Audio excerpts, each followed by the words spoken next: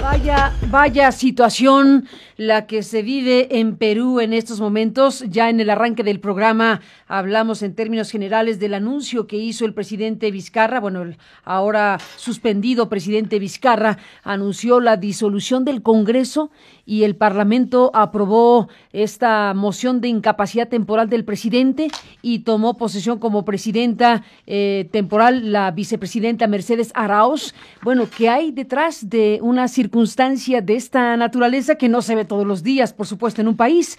Hemos buscado a una colega, una gran periodista que es Jacqueline Fox y que, bueno, pues ha hecho grandes trabajos de investigación y de cobertura periodística desde Perú, y le aprecio muchísimo a Jacqueline, que entre otras cosas, pues es investigadora y colaboradora del País, que esté en la línea telefónica para hablar con este programa desde México y nos cuente, Jacqueline, qué está sucediendo y qué explica todo esto. Buenos días, Jacqueline, un abrazo, bienvenida.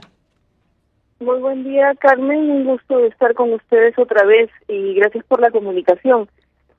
Bueno, escuchándote, lo primero quizá que hay que aclarar es que esa figura que anoche ha concretado el Congreso de suspender al presidente Vizcarra no está prevista en las normas.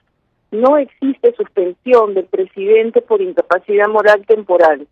El Congreso, digamos que está resistiéndose a la medida de disolución del Parlamento que tomó el presidente al final de la tarde de ayer, luego de decir que la cuestión de confianza que planteó el Ejecutivo al Congreso le fue denegada en los hechos. Entonces trataré de explicar esto de la cuestión de confianza. Según la Constitución peruana, cuando a un gabinete el Congreso le rehúsa la confianza 2 veces por cuestiones que ha planteado el Ejecutivo como prioridad, hay un mecanismo de control de poderes, digamos, de balance de poderes, que le permite al presidente cerrar el Congreso, disolverlo y convocar elecciones parlamentarias cuando a 2 gabinetes le rehúsa el Congreso la confianza. Y eso es lo que ha actuado ayer el presidente Vizcarra. Lo hizo porque él había solicitado al Congreso cuestión de confianza para que el Congreso mejorara los mecanismos para elegir candidatos al Tribunal Constitucional. Se lo solicitó porque la mayoría parlamentaria, que es de oposición, en la que principalmente predominan congresistas del fujimorismo, de Fuerza Popular y del Partido Aprista, habían conformado una lista de candidatos al Tribunal Constitucional en la que casi todos estos candidatos, 10 de 11, son afines a la oposición. Entonces, el Ejecutivo le pidió al Congreso que incluya mecanismos de transparencia y pluralidad para conformar esa lista de candidatos a ser magistrados del Constitucional, porque en este momento 6 magistrados del Constitucional ya tienen vencido su periodo y necesitan ser reemplazados. El equilibrio en el Tribunal Constitucional es muy importante en estos momentos porque el Tribunal Constitucional está siendo utilizado como el último nivel de consulta o de dirimencia por parte de políticos que están siendo investigados por lavado de activos, por corrupción y por investigaciones ligadas a lo que llamamos acá el caso Lavallato o el caso de Odebrecht, esta constructora brasileña que ha entregado irregularmente fondos para campañas electorales a políticos y también ha entregado sobornos a políticos con el fin de hacerse de concesiones de obra pública. Estamos en un cóctel político, Jacqueline, desde luego. Tú nos planteas que esta figura, a partir de la cual se declara la salida temporal del presidente Vizcarra, no existe estrictamente en la Constitución. Esto de declarar incapacidad temporal del presidente de la República no es una figura que exista. Si eso es así, como nos lo planteas, Jacqueline, entonces, ¿qué sigue? ¿Podría el presidente buscar una inconformidad para evitar lo que ayer por la noche sucedió, que es que la vicepresidenta tomara posesión temporalmente? Lo que no existe es la suspensión del presidente. Es decir, el Congreso lo puede declarar en incapacidad moral permanente o incapacidad moral temporal, pero lo que no existe, lo que no está previsto en la ley es la figura de la suspensión, que es lo que ha hecho anoche el Congreso. El decreto que ha emitido el presidente ayer, cuando ha decidido disolver el Parlamento, implica, digamos, que si se resuelve esta especie de guerra, de guerra simbólica o de guerra de imágenes por parte del Congreso para resistirse a la disolución, si eso se va diluyendo con los días, con las horas, lo que debería ocurrir según la norma, según la Constitución, es que una vez que el presidente disuelve el Parlamento por denegatoria de la cuestión de confianza, en el Congreso seguirá legislando y seguirá actuando la Comisión Permanente del Congreso, hasta que haya nuevas elecciones que ya han sido anunciadas en el mismo decreto de disolución del Congreso para el 20 de enero del 2020. Y esa nueva conformación del Congreso, después de esas elecciones, terminaría en 2021, es cuando termina el periodo presidencial y congresal de quienes fueron electos en 2016.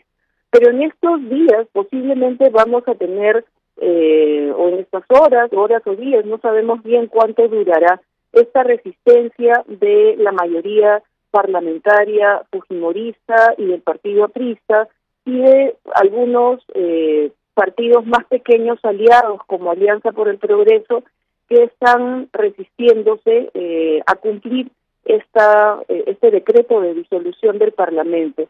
La otra cuestión que hay que decir es que si bien anoche los comandantes generales de las Fuerzas Armadas y el director general de la Policía han reconocido como presidente a Vizcarra, luego de este acto que hubo en el Congreso en la noche de nombrar presidente en funciones a la vicepresidenta Mercedes Arauz, a pesar de este reconocimiento de los poderes, de estos poderes fácticos, por decirlo de alguna manera, la Defensoría del Pueblo, que es el organismo que supervisa la acción del Estado en el Perú, emitió un comunicado diciendo que veía que el presidente Vizcarra se había distanciado de la Constitución al tomar como rehusada la cuestión de confianza por parte del Congreso, cuando el Congreso insistió en elegir a magistrados del Tribunal Constitucional sin haber modificado estos mecanismos que permitieran la pluralidad y la transparencia para la nueva conformación o el reemplazo de nuevos magistrados del Tribunal Constitucional. Entonces, lo que vamos a ver en los próximos días aún no es muy claro, y es que se continúa con lo que plantea la Constitución, que es esto de que continúe el presidente Vizcarra, que se instale la comisión permanente y que tengamos elecciones en 2020, o va a haber algún otro tipo de maquinaciones o de negociaciones entre la mayoría parlamentaria fujimorista y aprista respecto del Ejecutivo. La Iglesia peruana, en la conferencia episcopal, ha emitido a las 6 de la mañana aproximadamente un comunicado, una invocación, pidiendo algo así como reflexión a las partes, pensando en la ciudadanía, porque esta crisis política y este entrampamiento lleva ya 3 años, desde que empezó el gobierno de Pedro Pablo Kuczynski y que tuvo que renunciar por obstrucción del Congreso del fujimorismo. El Perú está, digamos que, un poco paralizado por constantes crisis políticas y también por cuestiones de corrupción que han afectado fuertemente al sistema de justicia.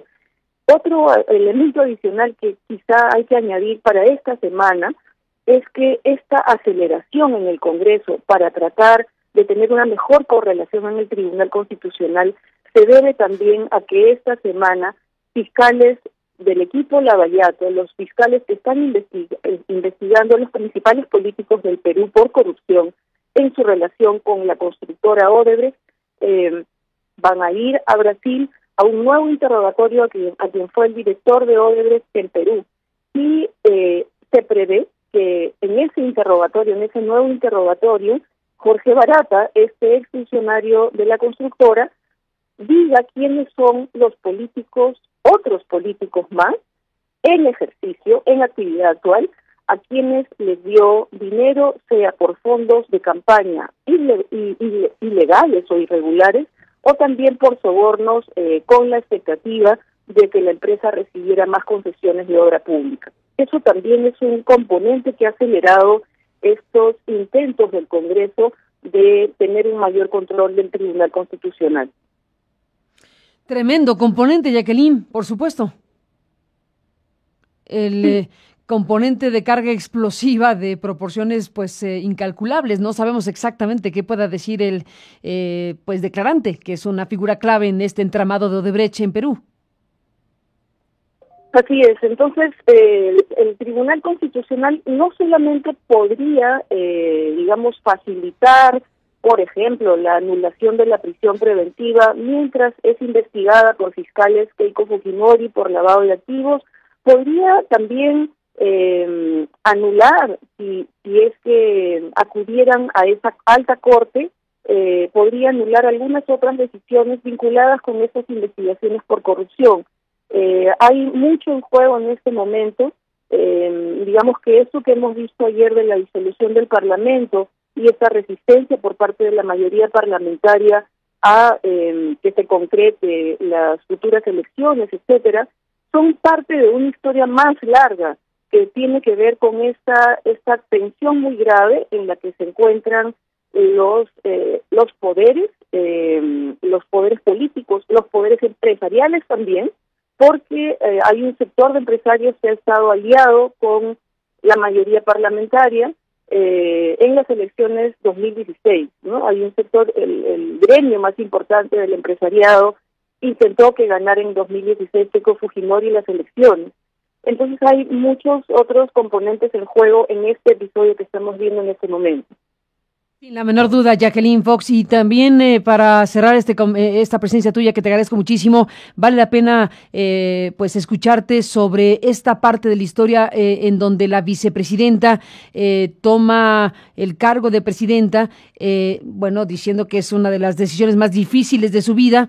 Asumo la presidencia, leo aquí el reporte que está hablando de lo que dijo, asumo la presidencia respondiendo a que el presidente Martín Vizcarra ha fallado al no cumplir con 3 artículos constitucionales. Es una de las decisiones más difíciles que he tomado en mi vida. Lo más fácil hubiera sido renunciar y negarme a asumir el compromiso que acepté en el 2016. Soy una mujer de principios y no me corro de mis responsabilidades, dijo Mercedes Araoz. ¿Cómo ves las cosas en esta parte de la historia, Jacqueline? Ahí diría 2 cosas, o quizá 3. Una primera es que Mercedes Araoz ha sido ministra de Comercio durante el gobierno de Alan García.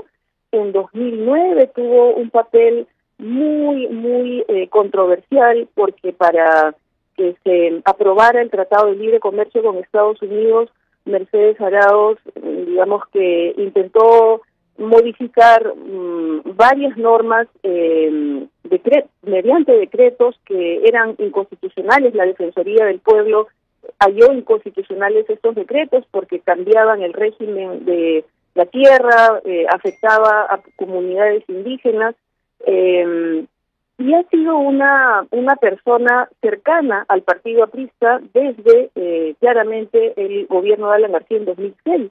Entonces, ella luego pasó a ser un cuadro del presidente Pedro Pablo Kuczynski, pero en este momento está jugando como aliada de la oposición fujimorista y aprista en el Congreso. Ese es un primer elemento para ubicar en qué lugar de la política se encuentra la vicepresidenta Araoz. Otra cuestión que diría es que, si bien la cuestión de confianza que plantea el Ejecutivo al Congreso, en este caso y en casos anteriores, suele resolverse mediante votos, ¿no? Normalmente, cuando el Ejecutivo plantea cuestión de confianza al Congreso, el Congreso debe votar para rechazar o para aprobar la cuestión de confianza.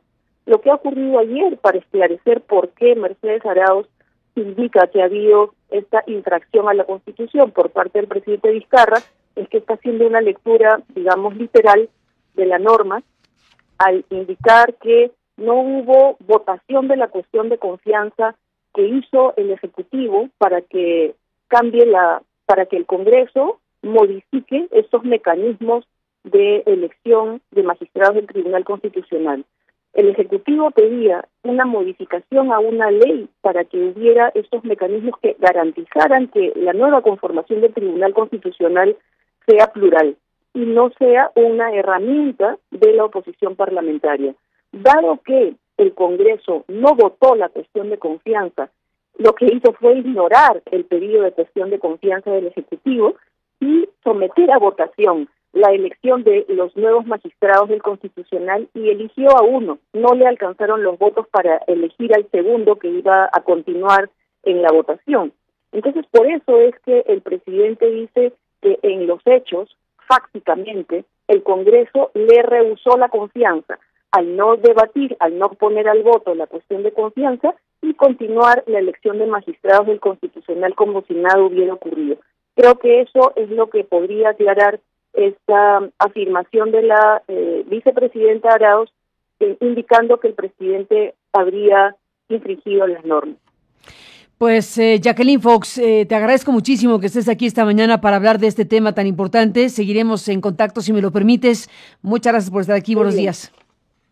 Un abrazo, hasta pronto. Igualmente un abrazo, Jacqueline. Un saludo a Perú en un momento como este, donde, pues sí, ayer el presidente Martín Vizcarra ordenó la disolución del Congreso, convocó a elecciones parlamentarias anticipadas y en esta confrontación, en este choque de trenes, al final de cuentas, el Congreso declaró la vacancia de la presidencia y llamó a asumir al cargo a la vicepresidenta Mercedes Arauz, que rindó juramento la noche de ayer para suplir a Vizcarra. Vaya panorama que nos ha explicado Jacqueline Fox desde allá.